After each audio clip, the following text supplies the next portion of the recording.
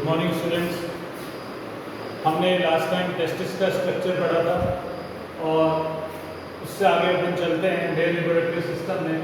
तो हमने first part हमारा देखा था टेस्टिस, उसका स्ट्रक्चर पढ़ा था। आज हम पढ़ेंगे मेल एसेसरी डक्ट्स। हमने लास्ट क्लास में ये पढ़ा था कि टेस्टिस के अंदर सेमिनिफेरस ट्यूब्यूल होती है जो कि क्या बनाती है, स्पर्म बनाती है। ठीक है। अब इन स्पर्म को बाहर ले जाने के लिए कुछ नलियां होती है जिनको अपन बोलते हैं मेल एसेसरी डक्ट्स, यानी सहायक नलियां। अब देखो, ये अपन ने टेस्टिस का डायग्राम देखा था। यहाँ के अंदर टेस्टिस के अंदर सेमिनिफेरस ट्यूब्यूल जो होती है वहां पर क्या बनते हैं, स्पर्म। अब at the time of reproduction in sperm को फीमेल बॉडी के अंदर जाना है, तो अब ये बाहर कैसे आते हैं और कैसे निकलते हैं। तो पांचवें में स्पर्म में देखेंगे कि ये जो स्पर्म सबसे पहले बनते हैं सेमिनिफेरस ट्यूब्यूल में, और वो जो प्रोसेस होता है उसको अपन बोलते हैं स्पर्मेटोजेनेसिस। क्या बोलेंगे, स्पर्मेटोजेनेसिस, जिनसे क्या बनते हैं, स्पर्म। अब ये स्पर्म बनने के बाद यहाँ देखो, यहाँ स्पर्म बने, ये स्पर्म बनते ही है छोटी नलियों के ब्लॉक्स दिखाई दे रहे हैं, इनको अपन बोलते हैं रेटे टेस्टिस। यानी सेमिनिफेरस ट्यूब्यूल के अंदर स्पर्म बने, ये स्पर्म यहाँ से बनने के बाद किसमें चले जाएंगे, रेटे टेस्टिस। रेटे टेस्टिस के बाद यहाँ 10 से 15 छोटी छोटी नलियां होती है जिनको अपन बोलते हैं वासा एफरेंशिया। क्या बोलेंगे, वासा एफरेंशिया। वासा एफरेंशिया से जाते हैं एपिडिडाइमस। यहाँ पर स्पर्म क्या रहते हैं, स्टोर। यहाँ पर स्पर्म क्या रहते हैं, स्टोर रहते हैं। और रिप्रोडक्शन के टाइम जो स्पर्म बाहर निकलते हैं वो एपिडिडाइमस से ही आते हैं। और एपिडिडाइमस से जो एक नली निकलती है इसको अपन बोलते हैं वासा डेफरेंस। ये अपनी मेन स्पर्म कैरिंग डक्ट है, यानी स्पर्म को ले जाने वाली जो मेन नली है उसका क्या नाम है, वासा डेफरेंस। तो ये पूरा पाथवे है, वापिस समझोगे। स्पर्म बने सेमिनिफेरस ट्यूब्यूल के अंदर, फिर सेमिनिफेरस ट्यूब्यूल के अंदर एक प्रोसेस हुआ जिसको हम बोलेंगे स्पर्मेटोजेनेसिस, जिनसे क्या बने, स्पर्म। स्पर्म बनने के बाद किसमें आए, ये नलियों के ब्लॉक्स दिख रहे हैं, इनको हम बोलते हैं रेटे टेस्टिस। रेटे टेस्टिस से किसमें गए, वासा एफरेंशिया।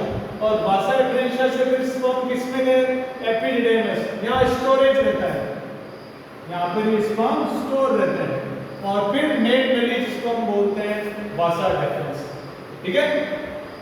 अब ये जो मेन नली है वासा डेफरेंस, इसके बारे में पढ़ते हैं। It came out from testis. अब ये वासा डेफरेंस जो है ये टेस्टिस से बाहर निकलती है। देखो, ये वही डायग्राम है, ये बड़ा रूप है, ये इसका छोटा रूप है। वासा डेफरेंस से ये जो नली बाहर निकली इसका नाम है वासा डेफरेंस।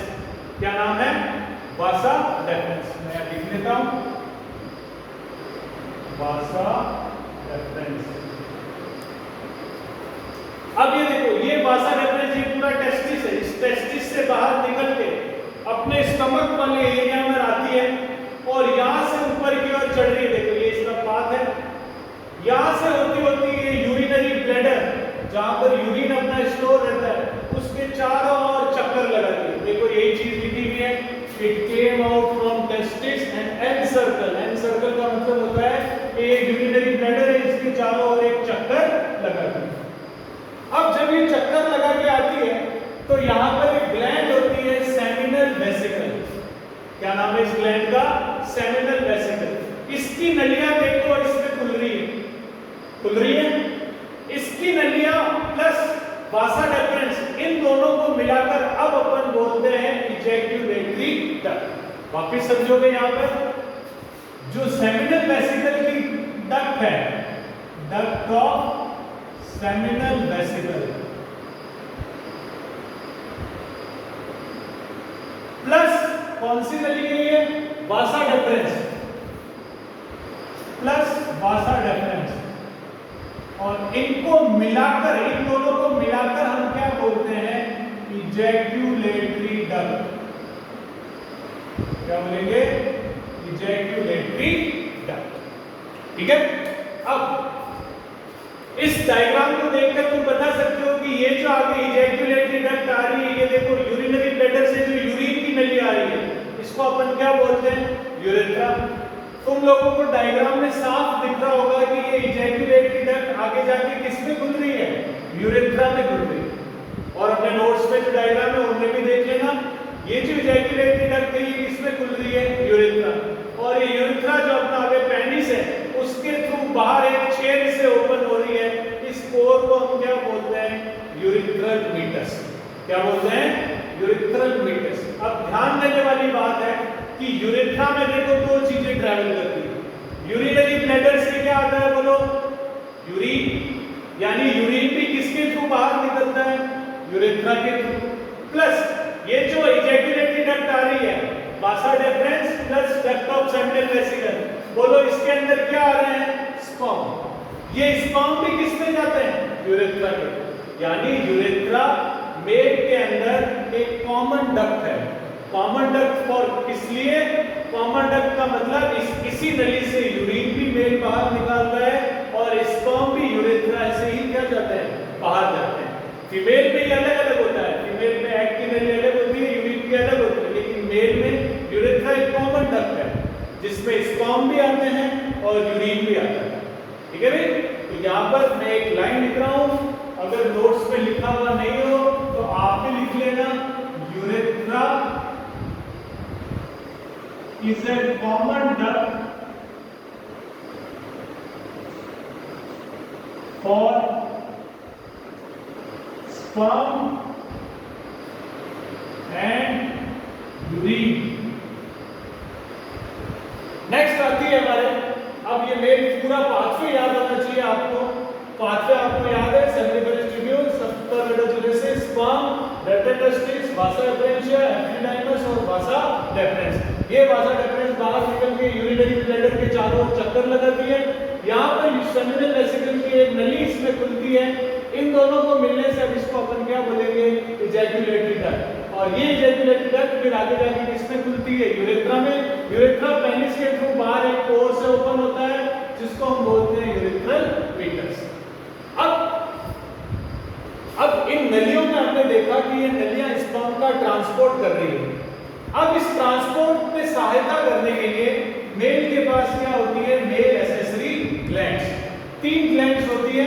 एक होती है सेमिनल वेसिकल, ये पैड होती है। पैड का मतलब 2 है ना। प्रोस्टेट ग्लैंड, प्रोस्टेट में बहुत सारे बूढ़े लोगों में आप लोगों ने बीमारियां पड़ी होगी, मेरे को प्रोस्टेट की दिक्कत है, ये वही ग्लैंड है, लेकिन ये होती है सिंगल, यानी प्रोस्टेट से एक ही ग्लैंड होती है। और थर्ड होती है बल्बो यूरिथ्रल ग्लैंड, ये भी पैड होती है। पैड मतलब 2। इसका एक और नाम है काउपर्स ग्लैंड। इसका क्या एक और नाम है? Cowper's gland. और it helps in lubrication of penis. Sexual contact के समय जब फीमेल के अंदर पेनिस एंटर करता है तो उसके लुब्रिकेशन में ये हेल्प करती है। ठीक है? और इन तीनों ग्लैंड के सिक्रेशन को, इन तीनों ग्लैंड के सिक्रेशन को हम क्या बोलते हैं? Seminal plasma. मतलब ये तीनों ग्रंथियों से जो भी निकला उसका क्या नाम है? Seminal plasma. और ये क्या होती है? Rich in fructose. फ्रक्टोज हमें पता है न्यूट्रिशन देने का काम करता है, न्यूट्रिशियस होता है, और कुछ एंजाइम। तो ये जो सेमिनल प्लाज्मा है इसके अंदर फ्रक्टोज होता है और ये फ्रक्टोज स्पर्म को क्या देता है? न्यूट्रिशन। स्पर्म को क्या देता है? न्यूट्रिशन। अब देखो इन तीनों ग्लैंड के सिक्रेशन को हम क्या बोलेंगे? Seminal plasma. जब इसमें इस वासा डेफरेंस से स्पर्म आ रहे हैं वो भी मिल जाते हैं, तो इन दोनों को मिला के, इन दोनों को सेमिनल प्लाज्मा प्लस स्पर्म, इन दोनों को मिला के हम क्या बोलते हैं? सीमन। यानी फीमेल बॉडी के अंदर जो इंजेक्ट होता है उसको हम क्या बोलते हैं? सीमन। इसमें क्या क्या होते हैं? Seminal plasma plus sperm. Sperm को जिंदा रखने के लिए ही सेमिनल प्लाज्मा काम आता है, ये फूड देता है एज ए फ्रक्टोज के रूप में। और लास्ट पार्ट है हमारा मेल एक्सटर्नल जेनिटेलिया, इसमें आता है पेनिस। यही दैट फैसिलिटेट इंसेमिनेशन, यानी जब मेल अपने स्पर्म फीमेल की वेजाइना में ट्रांसफर करता है तो इस प्रोसेस को हम क्या बोलते हैं? इंसेमिनेशन। तो इंसेमिनेशन किसकी हेल्प से होता है? पेनिस की हेल्प से। पेनिस के ऊपर स्किन का एक फोल्ड प्रेजेंट होता है ना। पेनिस के ऊपर स्किन का एक फोल्ड प्रेजेंट होता है जिसको हम क्या बोलते हैं? Four skin. क्या बोलते हैं? Four skin.